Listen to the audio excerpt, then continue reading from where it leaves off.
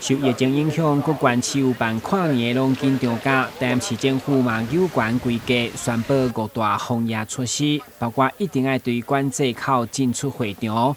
入场爱实联制登记、量体温、加双手消毒、活动全程挂吹安，以及禁止啉食。对此，市长黄伟哲上午一透早嘛以市民的身份实地演练各种的状况，包括有查证件、无查证件，甚至什么拢无查，要安怎处理，呼吁市民一定要严格遵守。还有没有要在实名制那边联络一下？那边填写资料，手机。市长先帮我们填写一下那个资料。先消毒，先消毒。通过了，通过。手机的好不好？第三。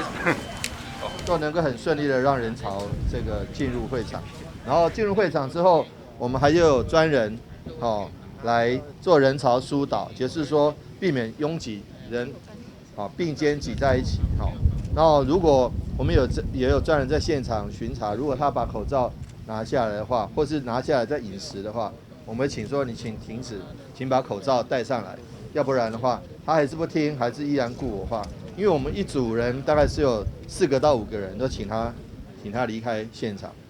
这个部分我们就会离开现场，在离开现场之外，我们外面就有远景，就可以执行公务该开罚就开罚，该请他劝导离场就离场。演练会中，因为一旦无查身份证，进场需要填写资料，反而引发排队人潮甲民怨。议员呼吁一定要先伫网络登记。那我想这个部分可能建议新闻处可以再把这个要来的民众的这个网络 QR code 可以先把它放在网络上，让那个市民可以先来做填写。那填写完之后，在这边跟那个相关单位来确认完之后，就可以进到我们的会场。这样子可能就不用造成这个4个门口的一个堵塞，然后也可以让市民可以更快的看到更好的表演。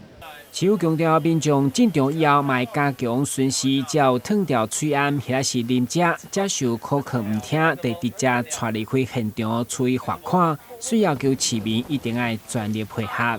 台湾新闻，阮及何乔邦采访报道。